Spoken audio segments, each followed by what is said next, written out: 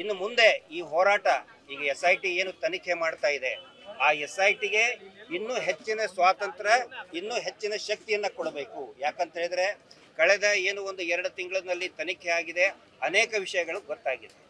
ಹೀಗಾಗಿ SITಗೆ ಒಂದು ಹೆಚ್ಚಿನ ಶಕ್ತಿಯನ್ನು ಕೊಡಬೇಕು ಮತ್ತು ಧರ್ಮಸ್ಥಳ ದೇವಸ್ಥಾನದ ಟ್ರಸ್ಟಿನ ಸದಸ್ಯರಿಂದ ಏನೇನು ಅದರ ಅಧ್ಯಕ್ಷರಿರ್ಬೋದು, ಅದರ ಡೈರೆಕ್ಟರ್ ಇರಬಹುದು, ಅವರಿಂದ ಏನು ತೊಂದರೆ ಆಗಿದೆ, ಏನು ದೌರ್ಜನ್ಯಗಳು ನಡೆದಿದೆ, ಅದಕ್ಕೆ ಸಂಪೂರ್ಣ ವಿರಾಮ ಆಗಬೇಕು. ತಪ್ಪಿತಸ್ಥರಿಗೆ ಗಲ್ಲು ಶಿಕ್ಷೆ ಆಗಬೇಕು ಅನ್ನೋದು ಈ ಒಂದು ಹೋರಾಟದ ಸಮಾವೇಶದ ಉದ್ದೇಶ ಆಗಿದೆ.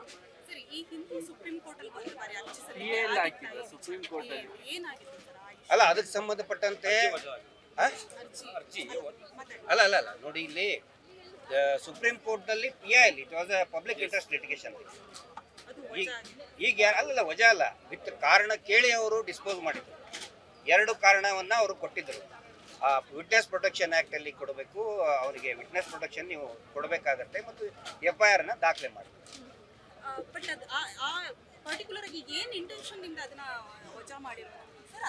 ಅಲ್ಲ, ಅದಕ್ಕೆ ಸಂಬಂಧಪಟ್ಟಂತ ಅಡ್ವೊಕೇಟ್ಗೆ ನೀವು ಮಾತಾಡಿ, ಹೇಳ್ತಾರೆ.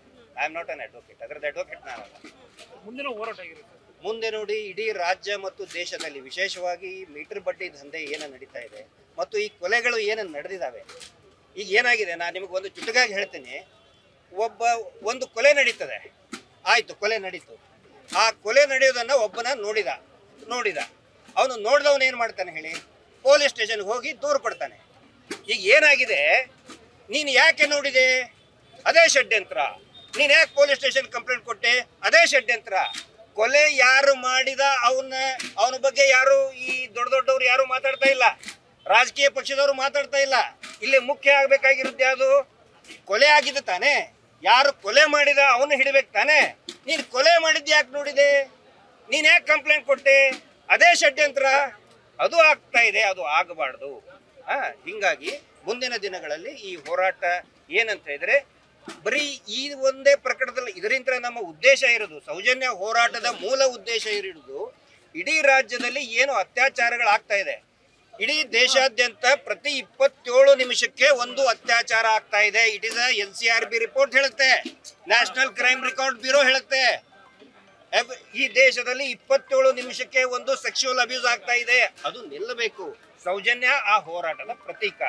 ಅದ್ರ ಸಲುವಾಗಿ ಹೋರಾಟ. ಸರ್, ಈಗ SIT ಇನ್ವೆಸ್ಟಿಗೇಷನ್ ಬಗ್ಗೆ ಏನ್ ಹೇಳ್ತೀರಾ? ಅಂದ್ರೆ ಹೋರಾಟಗಾರರು ಹೇಳ್ತಾ ಇದ್ರು, ಸರಿಯಾಗಿ ಇನ್ವೆಸ್ಟಿಗೇಷನ್ ಆಗ್ತಾ ಇಲ್ಲ, ನಾವು ಸರ್ಕಾರಕ್ಕೆ ಎಚ್ಚರಿಕೆ ಕೊಡ್ತೀವಿ, ಇದು ಸರಿಯಾಗಿ ನಡೀಬೇಕು, ಕ್ಲೀನ್ ಚಿಟ್ ಕೊಡಬಾರ್ದು ಯಾರಿಗೂ. ನೋಡಿ, ನಾನು 10 ದಿನಗಳ ಕಾಲ ಎನ್ಕ್ವೈರಿಯನ್ನ ಎದುರಿಸಿ ಬಂದಂಥವನು. ನನ್ನ ಅಭಿಪ್ರಾಯದಲ್ಲಿ SITಯ ಏನು ಹಿರಿಯ ಅಧಿಕಾರಿಗಳಿದ್ದಾರೆ, ಕಮಿಟೆಡ್ ಇದ್ದಾರೆ, ಅವರಲ್ಲಿ ಒಂದು ಫೈರ್ ಇದೆ. ಆದರೆ ಅವರಿಗೆ ಅಡ್ಡಗಾಲು ಬರ್ತಾ ಇರೋದು ಈ ರಾಜಕೀಯ ಮುಖಂಡರುಗಳು. ಇಲ್ಲಿ ದೇವಸ್ಥಾನವನ್ನು ತರ್ತಾ ಇದ್ದಾರೆ, ದೇವಸ್ಥಾನಕ್ಕೆ ಅಪಮಾನ ಮಾಡ್ತಾ ಇದ್ದಾರೆ. ಇದು ರಾಜಕೀಯ ಮುಖಂಡರು ಹೇಳ್ತಾ ಇದ್ದಾರೆ ಹೊರತು ದೇವಸ್ಥಾನದ ಭಕ್ತರು ಯಾರು ಈ ಮಾತು ಹೇಳ್ತಾ ಇಲ್ಲ. ದೇವಸ್ಥಾನದ ಭಕ್ತರೆಲ್ಲರೂ ನ್ಯಾಯ ಬೇಕು ಅಂತ ಹೇಳ್ತಾ ಇದ್ದಾರೆ. ಹಿಂಗಾಗಿ ಈ ರಾಜಕೀಯ ಷಡ್ಯಂತ್ರ ಮತ್ತು ಈ ದೇವಸ್ಥಾನದ ಏನು ಮುಖ್ಯಸ್ಥರಿದ್ದಾರೆ ಅವರು ಮಾಡ್ತಾ ಇರೋ ಷಡ್ಯಂತ್ರದಿಂದ SITಗೆ ಹಿನ್ನಡೆ ಆಗ್ತದೆ. ಅದರ್ವೈಸ್ ನನಗೆ ತುಂಬಾ ನಂಬಿಕೆ ಇದೆ, ಹಿರಿಯ ಅಧಿಕಾರಿಗಳ ಮೇಲೆ ನಂಬಿಕೆ ಇದೆ, ತುಂಬಾ ಚೆನ್ನಾಗಿ ಅವ್ರು ಮಾಡ್ತಾ ಇದ್ದಾರೆ. ಆದ್ರೆ ನೋಡಿ, ನೀವು ಅವ್ರನ್ನ ತನಿಖೆ ಮಾಡಿ ಅಂತೇಳಿ ಕೈಕಾಲು ಕಟ್ಟಿಬಿಟ್ರೆ, ನೀವು ಹುಲಿ ಅಂತ ಹೇಳಿ ಅವ್ರ ಹಲ್ ಕಿತ್ತು ಅವ್ರು ಉಗುರು ಕಿತ್ರೆ ನೀನು ಹುಲಿ ಅಂತ ಹೇಳಿದ್ರೆ ಏನ್ ಬಂತು? ಹಂಗಾಗ್ಬಾರ್ದು. ತನಿಖೆ ವೇಳೆ ಕೂಡ SIT ಮೇಲೆ ಪ್ರಭಾವ ಬೀಳ್ತಾ ಇದೆ ರಾಜಕೀಯರು. ಖಂಡಿತ ಬೀಳ್ತಾ ಇದಾರೆ, ಅದು ಆಗ್ಬಾರ್ದು ಅಂತ ಹೇಳಿ. ಏನಾಯ್ತು, ಚಿನ್ನಯ್ಯ ಬಂದ್ರು, ಚಿನ್ನಯ್ಯ ಮೇಲೆ FIR ಆಯ್ತು. ಇವತ್ತು ಲಾಸ್ಟ್ ಸ್ಟೇಟ್ಮೆಂಟ್ ಆಗ್ತಾ ಇದೆ. ತಿಮ್ರೋಡಿ ಹೋರಾಟದ ಇದ್ರು, ತಿಮ್ರೋಡಿ ಅವ್ರ ಮೇಲೂ FIR ಮಾಡಿದ್ರು, ಅರೆಸ್ಟ್ ಮಾಡಿದ್ರು, ಈಗೆಲ್ಲ ಮಾಡ್ತಾ ಇದ್ದಾರೆ. ಹೀಗಾಗಿ ಯಾವ ಕಡೆ ಹೋಗ್ತಾ ಇದೆ? ತಿಮ್ರೋಡಿ ಅವ್ರನ್ನ ಅರೆಸ್ಟ್ ಮಾಡಿದ್ದು, ಅವ್ರನ್ನ ಗಡೀಪಾರ ಮಾಡಿದ್ದಕ್ಕೂ ಈ ಬುರುಡೆ ಇದೇನು ಉತ್ಖನ ಮಾಡುವುದಕ್ಕೂ ಯಾವುದೇ ಸಂಬಂಧ ಇಲ್ಲ. ಅವರು ಒಂದು ಕನೆಕ್ಟಿವಿಟಿ ಮಾಡ್ತಾ ಇದ್ದಾರೆ. ನೋಡಿ, ಇವ್ರು ಹಿಂಗೆ ಹೇಳಿದ್ರು, ಹಿಂಗೆ ಅರೆಸ್ಟ್ ಮಾಡಿದ್ರು. ನಮ್ಮ ಮೇಲೆ ತಮಗೆ ಗೊತ್ತಿರಲಿ, ಇದುವರೆಗೂ ಕೂಡ ಈ ಪ್ರಕರಣಕ್ಕೆ ಸಂಬಂಧಪಟ್ಟಂತಹ ಯಾವುದೇ FIR ಆಗಿಲ್ಲ. ನಾವು ಆರೋಪಿಗಳಲ್ಲ, ನಾವೇ ಖುದ್ದಾಗಿ ವಿಚಾರಣೆಗೆ ಹೋಗಿದ್ದೀವಿ. ನನ್ ಬೇಕಾದ್ರೆ ನಾನು ತೋರ್ತೀನಿ, ನಾನೇ ಬರೆದಿದ್ದೆ. ನನಗೆ ಗೊತ್ತಿದೆ ಚಿನ್ನಯ್ಯನ ಬಗ್ಗೆ ಅತಿ ಹೆಚ್ಚು ನಾನು ಮಾತಾಡಿದ್ದೆ ನಾನೇ. ಹಿಂಗಾಗಿ ವಿಚಾರಣೆಗೆ ಒಳಪಡಿಸ್ಕೊಂಡಿದ್ದೀವಿ. ಹಿಂಗಾಗಿ ಯಾವುದೇ ಒಂದು ಷಡ್ಯಂತ್ರ ಅವ್ರಿಗೆ ಸಿಕ್ಕಿಲ್ಲ. ಇನ್ನೂ ಬೇಕಾದ್ರೆ ಇನ್ನೂ ಅವಕಾಶ ಇದೆ. ನಾನು ತಮ್ಮ ಮೂಲಕ ನಾನು ಸರ್ಕಾರಕ್ಕೆ ವಿನಂತಿ ಮಾಡೋದು, ದಯವಿಟ್ಟು ಗಿರೀಶ್ ಮಟ್ಟಣ್ಣ ಅವರಾಗ್ಲಿ, ಮಹೇಶ್ ಶೆಟ್ಟಿ ತಿಮರೋಡಿ ಅವರಾಗ್ಲಿ, ಯಾವುದೇ ಸೌಜನ್ಯ ಹೋರಾಟಗಾರರು ಒಂದೇ ₹1 ಏನಾದರೂ ಫಾರಿನ್ ಫಂಡು, ಸ್ಟೇಟ್ನಲ್ಲಿರೋ ಫಂಡು, ದೇವಸ್ಥಾನ ಹಾಳು ಮಾಡೋದಕ್ಕೆ ಏನಾದರೂ ತಗೊಂಡಿದ್ರೆ ದಯವಿಟ್ಟು ಅನೌನ್ಸ್ ಮಾಡಿ ಅಂತ ಕೇಳ್ತಾ ಇದ್ದೀವಿ ನಾವು. ಸರ್ ನಾವು ತಿಮ್ಮರೋಡಿ ಅವರು ಈ ಹೋರಾಟದ ನೇತೃತ್ವವನ್ನು ವಹಿಸ್ತೀವಿ. ಮಹೇಶ್ ಶೆಟ್ಟಿ ತಿಮ್ಮರೋಡಿ ಅವರು, ನಾನಲ್ಲ, ಮಹೇಶ್ ಶೆಟ್ಟಿ ತಿಮ್ಮರೋಡಿ. ನೀವು ಕೂಡ ನಾನು ಅವರ ಸೇವಕ ಆಗಿದ್ದೇನೆ. ಸೊ ಈಗ ಅಂದ್ರೆ ಸುಪ್ರೀಂ ಕೋರ್ಟ್ ಕೇಸನ್ನ ಈ ಬಗ್ಗೆ ಅವರಿಗೆ ಹೇಳಿರುವಂತದ್ದು, ಅಲ್ಲಿ ಪ್ರಕ್ರಿಯೆ ಏನಾಯ್ತು ಅದೆಲ್ಲವೂ ಕೂಡ ತಮ್ಮ ಗಮನಕ್ಕೆ ಬಂದಿತ್ತ? ಗಮನಕ್ಕೆ ಬಂದ ಮೇಲೆ SP ಅವರಿಗೆ ಅಲ್ಲಿನ ನೋಡಿ, ನಿಮಗೆ ಇದ್ರ ಬಗ್ಗೆ ಸರಿಯಾದ ಮಾಹಿತಿ ಇಲ್ಲ, ನನಗೆ ಗೊತ್ತಿದೆ ಇಲ್ಲ. ಏನಂದ್ರೆ ಏನಾಗಿದೆ ಅಂತ ಕೋರ್ಟ್ ಹೇಳಿ. ಮುಚ್ಚಿಟ್ಬಿಟ್ಟು ಬೆಳ್ತಂಗಡಿ ಮುಚ್ಚಿಡುವಂತದ್ದು ಏನಿಲ್ಲ ಇಲ್ಲಿ. ಬೆಳ್ತಂಗಡಿ ಕೋರ್ಟ್ ಅಲ್ಲಿ ಕೇಸ್ ಹಾಕ್ತಾರೆ. ಇಲ್ಲ ಮುಚ್ಚಿಡುವಂತದ್ದು ಏನ್ರಿ ಇದರಲ್ಲಿ? ಸಾಕಷ್ಟು ಅಲ್ಲಿ ಮಾಧ್ಯಮಗಳಿಗೆ ಎಲ್ಲರಿಗೂ ಗೊತ್ತಿದೆ. ದೆಹಲಿಯಲ್ಲಿ ತಮ್ಮ ತರ ಎಲ್ಲಾ ಮಾಧ್ಯಮಗಳಿಗೂ ಕೂಡ ಇದು ಗೊತ್ತಿದೆ. ಆ ನಂತರ ಇದು ತುಂಬಾ ಕಾನ್ಫಿಡೆನ್ಶಿಯಾಲಿಟಿ ಇರೋದ್ರಿಂದ ದಯವಿಟ್ಟು ಅದನ್ನ ಅರ್ಥ ಮಾಡ್ಕೊಳ್ಳಿ. ಒಬ್ಬ ವ್ಯಕ್ತಿ ಬಂದಿದ್ದಾನೆ, ಅದನ್ನ ನೀವು ಬಹಿರಂಗವಾಗಿ ಹೇಳಿಬಿಟ್ರೆ ಈಗ ಆಗಿದೆ ಅಲ್ಲ, ಆ ಪರಿಸ್ಥಿತಿ ಅವಾಗಲೇ ಆಗ್ತಿತ್ತು ಅವನಿಗೆ. That is due to confidentiality. ಒಂದು ಏನು ಒಂದು ಕಾನ್ಫಿಡೆನ್ಸ್ ಆಗಿ ಇಡಬೇಕು ಅಂತ ಹೇಳಿ ಮಾಡಿದ್ದನ್ನ, ಗೊತ್ತಾಯ್ತಾ?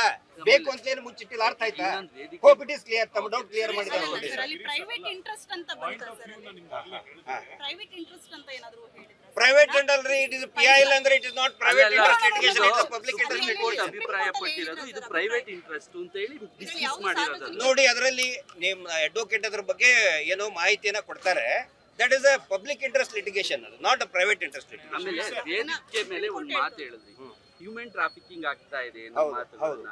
ಏನು ಯಾವ ತರ ಆಗ್ತಾ ಇದೆ, ಏನು ಹೆಂಗೆ? ಇದು ಮುಂಚಿಂದ್ರನು ಕೂಡ ಒಳಗಡೆ ಎಲ್ಲರಿಗೂ ಕೂಡ ಗೊತ್ತಿದ್ದಂತ ವಿಷಯ. ಯಾಕಂತ ಹೇಳಿದ್ರೆ ಇಲ್ಲಿ ಮಹಾಬಳ ಶೆಟ್ಟಿ ಅನ್ನುವಂತಹ ಒಬ್ಬ ಡಾಕ್ಟರು, ಮಹಾಬಳ ಶೆಟ್ಟಿ ಅನ್ನುವಂತ private KS Hegde medical institute ಅವರು ಡಾಕ್ಟರು, ಪ್ರೈವೇಟ್ ಡಾಕ್ಟರ್. ಅವ್ರು ಹೇಳ್ತಾರೆ, ತಕ್ಷಣಕ್ಕೆ ಬಂದು ಹೇಳ್ತಾರೆ, ನಾನೇ 60-70 ಪೋಸ್ಟ್ ಮಾರ್ಟಮ್ ಮಾಡಿದ್ದೀನಿ.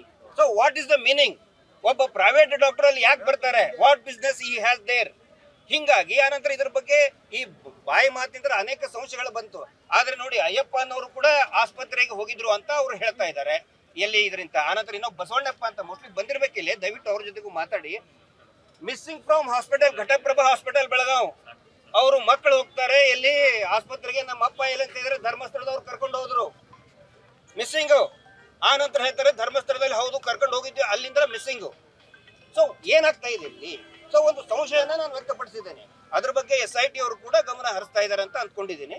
ಸೊ ಆ ನಿಟ್ಟಿನಲ್ಲಿ ತನಿಖೆ ಆಗಲಿ ಸರ್. ಪಾಯಿಂಟ್ ಆಫ್ ವ್ಯೂ ಏನು ನಾನು ಸರ್, ನಮ್ಗೆ ಗೊತ್ತಾಯ್ತು ನಿಮ್ಮ ಆರ್ ಕನ್ನಡದವರು ಏನ್ ಪ್ರಶ್ನೆ ಕೇಳ್ತಾ ಇದ್ದಾರೆ. ಬ್ರ್ಯಾಂಡಿಂಗ್ ಅಗೇನ್ ನಾನು ನಿಮ್ಮನ್ನ ತುಂಬಾ ಕ್ಲೀನ್ ಆಗಿ ಕೇಳ್ತಾ ಇದ್ದೀನಿ ಸರ್. ಯಾಕೆ ನೀವು ಬ್ರ್ಯಾಂಡ್ ಮಾಡಿಲ್ವಾ? ಬುರುಡೆ ಗ್ಯಾಂಗ್ ನಾನ್ ಮಾಡ್ತಿಲ್ಲ ಸರ್, ನಾನ್ ಮಾಡ್ತಿಲ್ಲ. ಬುರುಡೆ ಗ್ಯಾಂಗ್ ಅಂತ ಯಾಕೆ ಅದು ಬ್ರ್ಯಾಂಡ್ ಅಲ್ವಾ? ಮಾಡ್ತಿಲ್ಲ. ಮತ್ತೆ ನಾನ್ ನಿಮ್ಮನ್ನ ಪ್ರಶ್ನೆ ಕೇಳ್ತಾ ಇದೀನಿ ಅಂದಾಗ ಅದು ಬ್ರ್ಯಾಂಡ್ ಮಾಡೋದು ಬಿಡಿ ನೀವು. ಬ್ರ್ಯಾಂಡ್ ಬುರುಡೆ ಮಾಡೋದು ಗ್ಯಾಂಗ್ ಈಗ ಬ್ರ್ಯಾಂಡ್ ಮಾಡಿದ್ರೆ ಕೇಳಿ, ನಿಮ್ಮನ್ನ ಕೇಳ್ತಿರೋದು ಬೇರೆ ರೀತಿಯ ವ್ಯಾಖ್ಯಾನ ಅಲ್ಲ.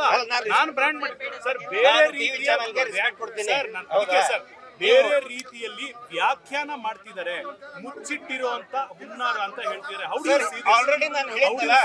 ಅಲ್ಲ ಸರ್, ಈಗ ಒಬ್ಬ ವ್ಯಕ್ತಿ ಅಲ್ಲಿ ಧರ್ಮಸ್ಥಳ ಅಂದ್ಕೊಳ್ಳೇನೆ ಹೆದರಿ ಬಿಡ್ತಾರೆ. ಅಂತ ವ್ಯಕ್ತಿನ ನಾವು ಮೀಡಿಯಾ ಮುಂದೆ ತೋರಿಸುದಾ?